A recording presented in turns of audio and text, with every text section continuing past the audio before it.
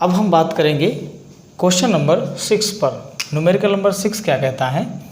तो numerical number 6 में आप अपनी बुक में देखिए, लिखा हुआ है 9 पिको फैरेड वाले 3 संधारित्र श्रेणी क्रम में जुड़े हैं। ठीक है, इस क्वेश्चन में बोल रखा है कि जो 9 पिको फैरेड वाले 3 संधारित्र हैं उनको श्रेणी क्रम में जोड़ा गया है। और इसमें 2 क्वेश्चन इसने पूछे हैं, संयोजन की कुल धारिता क्या होगी, और यदि संयोजन को 120 वोल्ट के सप्लाई से जोड़ दिया जाए तो संधारित्र पर विभवांतर कितना होगा। इसने 2 क्वेश्चन पूछे हैं। सबसे पहले हम यहाँ से लिखेंगे हल, और यहाँ से हम क्वेश्चन नंबर ए को सॉल्व करेंगे।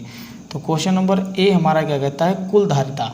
तो सबसे पहले हम जानते हैं कि यहाँ पर हमारे जो 3 संधारित्र होंगे वो किस प्रकार से जुड़े होंगे। तो आप देख सकते हैं, एक ये संधारित्र आपका हो सकता है इस तरीके से,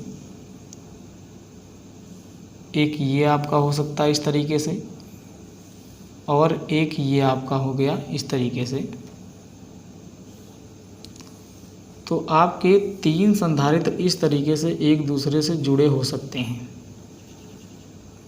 इसको मैं ए बोल दूंगा, इसको मैं बी, ताकि आपको समझ में आ सके।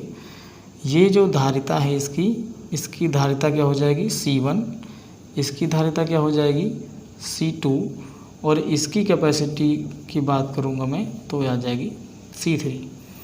मैं मान लेता हूं कि देखो जो हमारा श्रेणी क्रम संयोजन होता है उसमें जो आवेश होता है वो चेंज नहीं होता।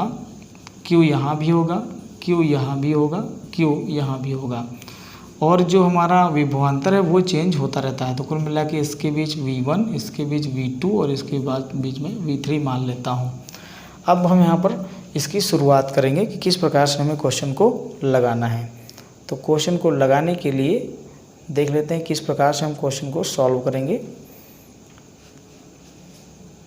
तो यहाँ पर देखो, अब हम क्या करते हैं, यहाँ पर ये हमारा ए हो गया, इसका फॉर्मूला लिखते हैं सीधे सीधे, क्योंकि हमें कुल धारिता चाहिए। तो 1/C is equal to 1/C1 plus, आपको दिख रहा है, ठीक है, देखो 1/C1 plus 1/C2 plus 1/C3। अब यहाँ से देखो कि C1, C2, C3 ये सब हमें क्या दे रखा है क्वेश्चन में। तो बिल्कुल बोला है कि प्रत्येक 9 पिको फैरेड का है, जितने भी हैं सभी 9 पिको फैरेड के हैं। तो यहाँ से आप रख सकते हैं 1/C इज इक्वल टू 1/9, ठीक है, PF प्लस 1/9। ये सब पिको फैरेड में है तो इन्हें बार बार लिखने की आवश्यकता नहीं है, आप याद रखिए।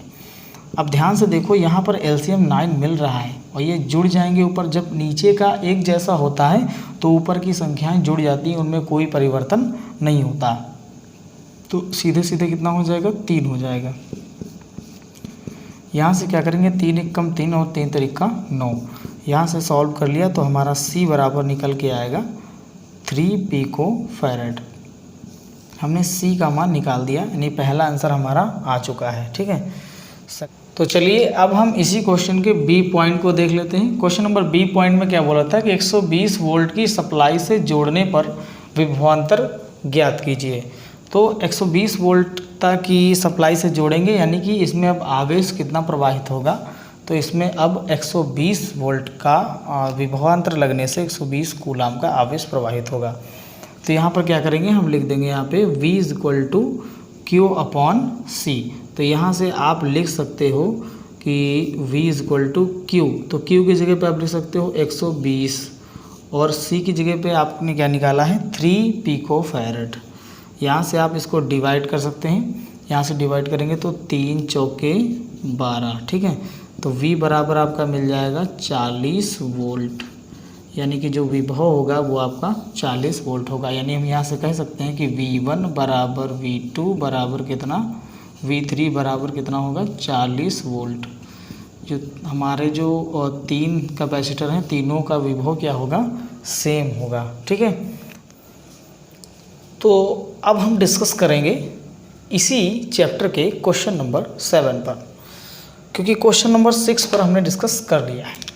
क्वेश्चन नंबर 7 क्या कहता है कि आपके पास 2 पिको फैरेड, 3 पिको फैरेड और 4 पिको फैरेड के 3 कैपेसिटर हैं जो कि पार्श्व क्रम यानी कि समांतर क्रम में एक दूसरे से जुड़े हुए हैं।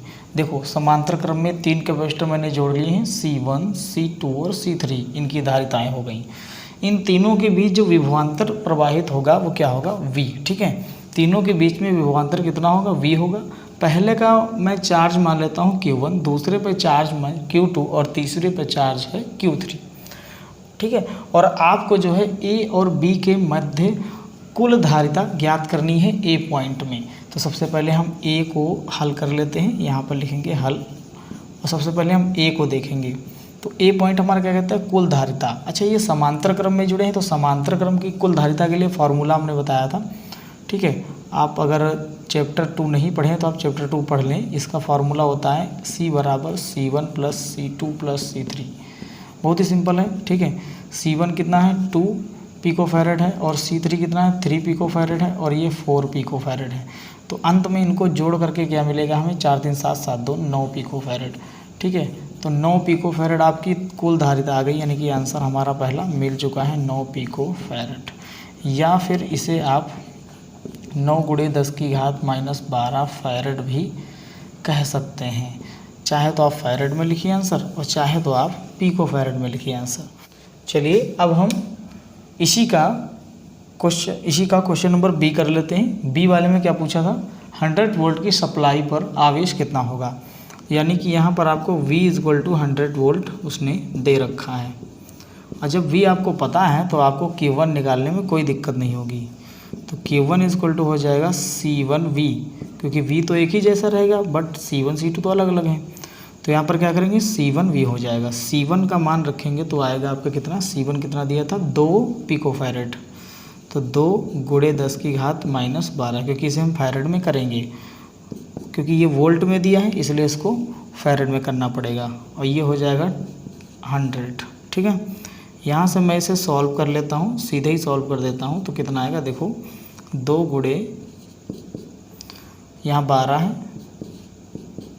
और इसको मैं लिख सकता हूँ 10⁻², क्योंकि एक के आगे जितने जीरो उतना ही पावर मान लिया जाता है। तो यहाँ से आपका Q1 का मान निकल के कितना आएगा, इसको घटाएंगे 12 में से 2 10 बचेगी, तो 2 × 10⁻−10 कूलाम, ये आपका Q1 का आंसर आया। ठीक है, फिर बात करते हैं Q2 की।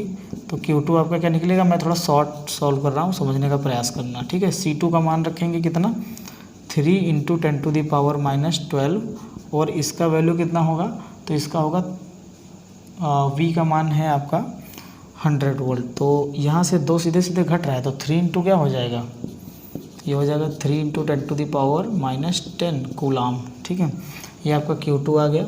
Q3 की मैं बात करूँगा तो आपका आएगा C3V, और C3 का मान है 4 × 10⁻−12, और ये हो जाएगा 100। घटाएंगे तो बचेगा 4 × 10⁻−10 कूलाम। आपका Q1 Q2 Q3 तीनों आ चुका है, तो यानी कि ये क्वेश्चन भी हमारा लग गया। चलिए अब हम क्वेश्चन नंबर 8 को देख लेते हैं। क्वेश्चन नंबर 8 में क्या कहता है कि पट्टिकाओं के बीच वायु वाले समांतर पट्टिका संधारित्र की प्लेट का क्षेत्रफल 6 × 10⁻³ मीटर स्क्वायर है तथा उनके बीच की दूरी 3 मिलीमीटर है। संधारित्र की धारिता को ज्ञात करो। यदि इस संधारित्र को 100 वोल्ट के सप्लाई से जोड़ दिया जाए तो संधारित्र की प्रत्येक पट्टिका पर कितना आवेश होगा। एक ही क्वेश्चन में 2 क्वेश्चन दे रखा है। पहले तो आपको इसकी कैपेसिटी निकालनी है। तो देखो कैपेसिटी इसके हम निकालने के लिए क्या करेंगे, सीधे सीधे फार्मूला लगाएंगे, जो कि समांतर प्लेट संधारित्र है तो समांतर प्लेट संधारित्र वाला फार्मूला लगाएंगे, जो कि होता है C = ε0A/d। सीधे सीधे हम ε0A/d लगा देंगे यहाँ पे। तो ध्यान से देखना, इस ε0A/d क्या होगा। तो यहाँ ε0 का मान तो आप बहुत अच्छे से जानते हैं कितना होता है। तो ε0 का मान होता है आपका 8.85 × 10⁻−12। ठीक है, और एरिया आपको दे रखा है 6 × 10⁻−3। तो यहाँ से सीधे सीधे आपको लिख लेना है 6 × -3। ठीक है, 6 × 10⁻−3। और डी आपको बीच की दूरी है, जो कि 3 × 10⁻−3 दे रखा है। -3 कट गया, 3 × 3 और 3 दूनी 6 कट गया। ठीक है, तो यहाँ से C बराबर आपका क्या निकलेगा, 2 पंची 10 का 0 हासिल आया 1, 2 8 16 1 17 के साथ हासिल फिर एक आ गया 2 8 16 1 17। तो तो यहाँ से आपका ये मिल गया 17.7, जीरो को छोड़ दो, 17.7 या 70 लिख भी लो, 17.70 गुणे 70 नहीं पढ़ते, 7 जीरो पढ़ते हैं, ठीक है, 17.70 गुणे 10 की घात -12। तो यहाँ से आप देखोगे ध्यान से कि यहाँ से ये हमारा लगभग 18 के बराबर है, तो इसे आप लगभग 18 गुणे 10 की घात -12 कर सकते हो, और इसको फैरेड में हम लिखेंगे, ठीक है। ये हमारा जो आएगा किस में आएगा, फैरेड में आएगा, क्योंकि पिको फैरेड में नहीं आएगा। आप चाहें तो इसे 18 पिको फैरेड लिख सकते हैं, आपका मन, ठीक है, चाहें तो आप इसे 18 पिको फैरेड भी लिख सकते हैं। आई बात समझ में, ठीक है। इसके बाद में हम क्या करते हैं, अब हमें क्या निकालना है, इसका सेकंड बी वाला, क्योंकि ए वाला तो हम निकाल चुके हैं, ठीक है। बी वाला यानी कि दूसरी बार में क्या बोला था कि इसके बीच अगर 100 वोल्टेज का सप्लाई जोड़ दिया जाए, ठीक है, बोला ना कि इधर संधारित्र में अगर 100 वोल्टेज का सप्लाई जोड़ दें तो संधारित्र की पट्टिका पर कितना आवेश होगा, आवेश पूछा है। तो सीधी सी बात है कि 100 वोल्ट का विभवांतर जोड़ेंगे तो V बराबर 100 वोल्ट आपको पता हो गया, ठीक है। यहाँ से आपको क्यूब निकालना है, तो क्यूब बराबर CV होता है, C आपका निकला आया है कितना, 18 गुणे 10 की घात -12, और V आपको 100 वोल्ट दिया है, 100 वोल्ट यानी 10 की घात 2, घटा दो सीधे सीधे, तो 18 गुणे 10 की घात -10 क्यू बराबर इतने कूलाम, ये आपका क्या हो गया, आवेश हो गया, ठीक है। तो यहाँ से आपने देखा कि आपका क्वेश्चन नंबर जो सेकंड था बी वाले का वो भी सॉल्व हो चुका है। यहाँ पर आप अगर ये वाला वैल्यू रखेंगे, कौन सा वैल्यू, ये वाला वैल्यू, तो आपका क्यू 17.7 गुणे 10 की घात -10 कूलाम आएगा, इसमें कोई डाउट नहीं है, जो वैल्यू रख लो, ठीक है, वही आंसर आएगा। 18 मैंने रखा तो 18 है, आप ये रखोगे तो ये आएगा, उसमें कोई दिक्कत नहीं है, ठीक है। तो इस तरीके से आपने देखा क्वेश्चन नंबर 8 भी बड़ा सिंपल क्वेश्चन था, ठीक है। इसके बाद में हम देखेंगे क्वेश्चन नंबर 9।